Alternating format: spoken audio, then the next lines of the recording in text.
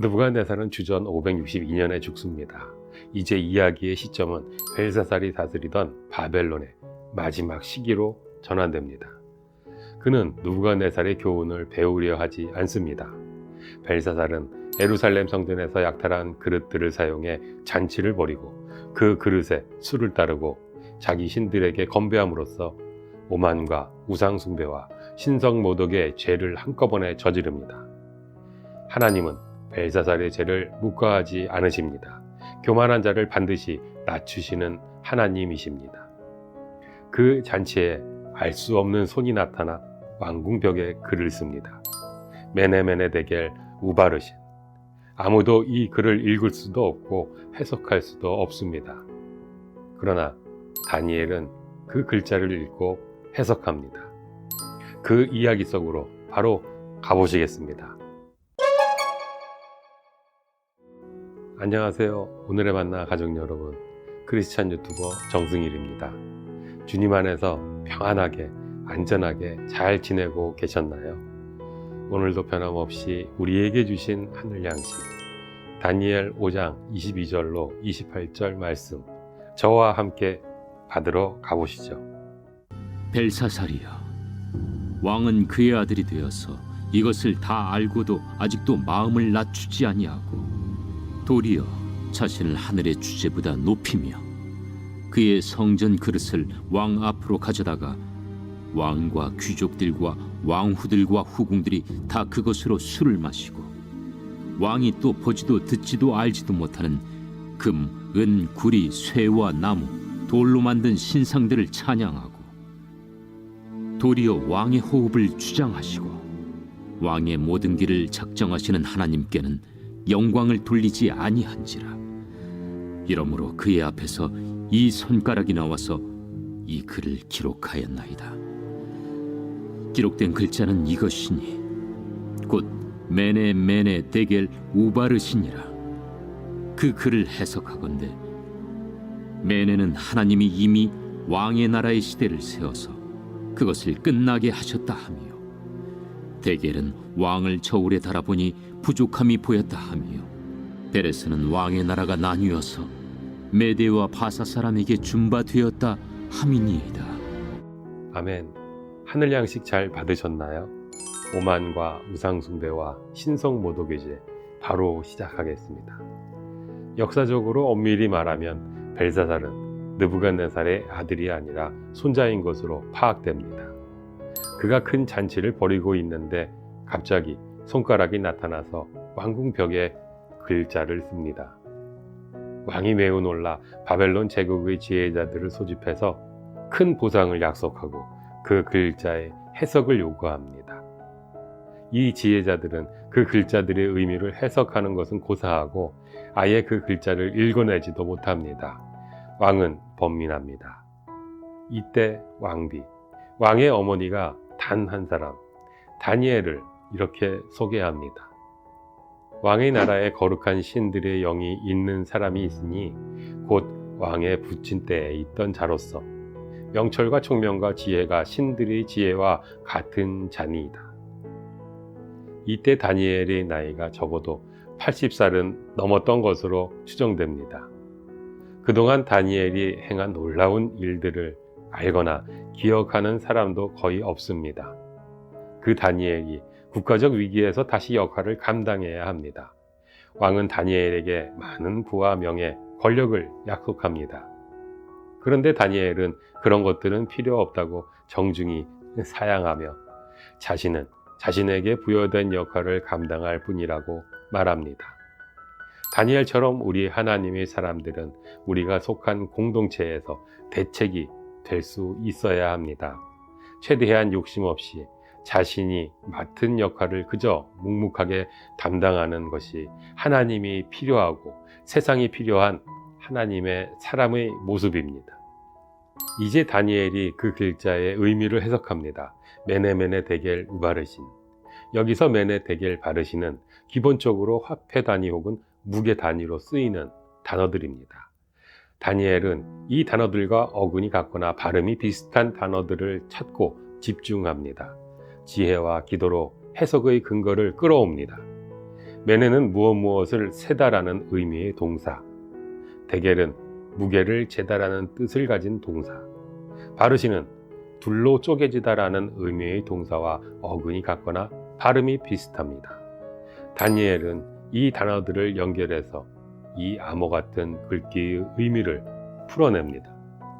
그래서 메네메네 데겔 우바르시는 벨사살의 나라를 하나님이 저울로 재셨고 모자람이 발견되어 이제 이 제국의 시간이 끝이 나고 나라가 둘로 쪼개져서 메대와 페르시아에게 넘어가게 될 것을 의미한다고 다니엘은 해석합니다.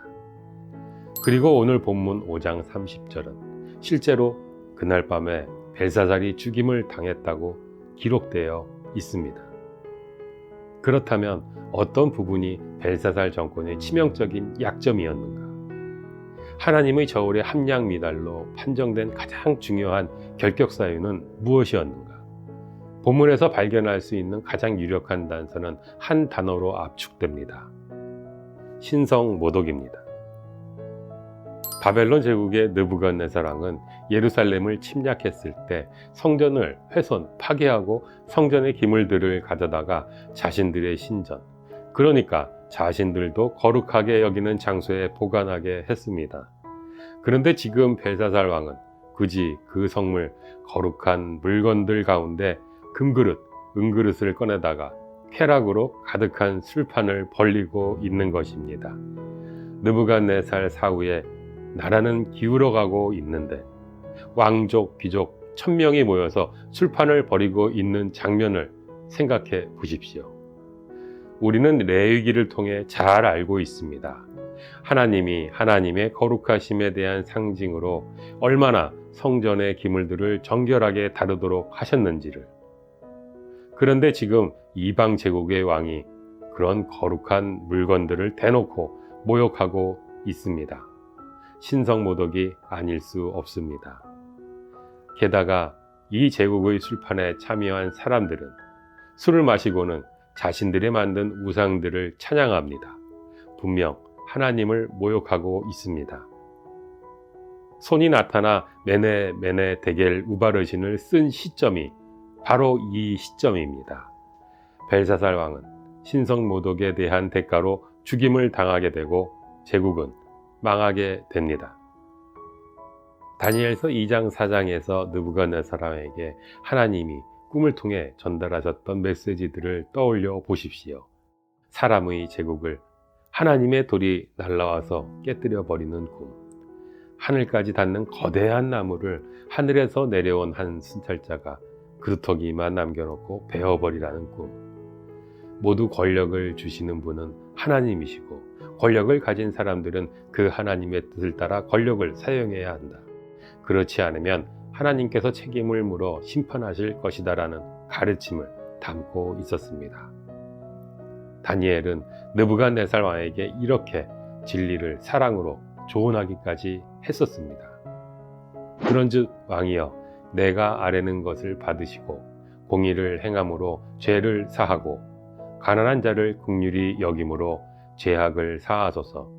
그리하시면 왕의 평안함이 혹시 장구하리이다.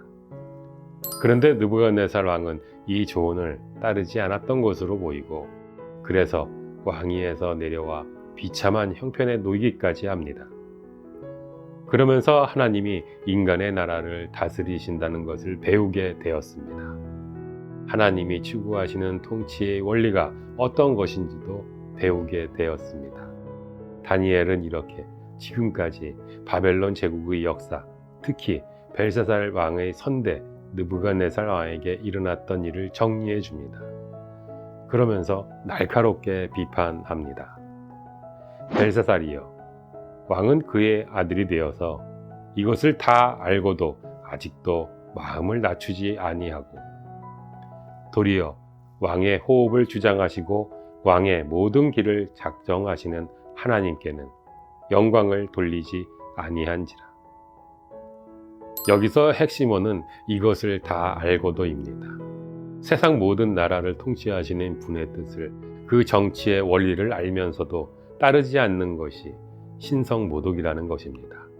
하나님께서 권력을 주셨는데 그 권력을 주신 하나님의 뜻대로 세상을 정의롭게 통치하지 않고 나라의 운명이 기울고 백성의 삶이 망가지고 무너지고 있는데 지도자란 자들의 교만함과 자아도취에 빠져 술판을 벌이고 있는 행위 자체가 권력을 주신 하나님을 모독하는 신성 모독이라는 것입니다. 그래서 그들은 권력을 잃고 나라는 멸망합니다. 우리가 정치에 대한 성경의 가르침을 오늘날 우리의 상황에서 해석할 때 매우 다른 점이 있습니다. 성경 시대에는 백성들이 지도자를 직접 뽑는 방식이 아니었습니다. 그래서 하나님은 주로 책임을 지도자들에게만 물으셨습니다. 그런데 지금 민주주의 시대에서 우리는 우리의 지도자를 직접 투표로 뽑습니다. 그래서 하나님은 우리에게도 지도자들에 대한 책임을 물으실 수 있습니다. 우리가 성숙한 신앙인이 되는 것은 책임감 있는 시민이 되는 것이기도 하다는 말씀입니다. 우리는 민주주의 시대를 살아가는 하나님의 백성으로서 하나님의 나라, 하나님의 통치 원리에 가장 적합한 사람들에게 투표해야 하고 그들이 당선된 이후에도 하나님의 통치 원리에 따라 내 이익이 아니라 하나님의 이익에 따라 권력을 사용하도록 끊임없이 목소리를 내야 한다는 말씀입니다. 여기서 한 걸음 더 나아가면 우리 모두에게는 권력이 있습니다. 아주 작은 권력인 것처럼 보이지만 부모에게는 부모로서의, 선생님에게는 선생님으로서의, 마켓에 가면 소비자로서의 권력이 있습니다.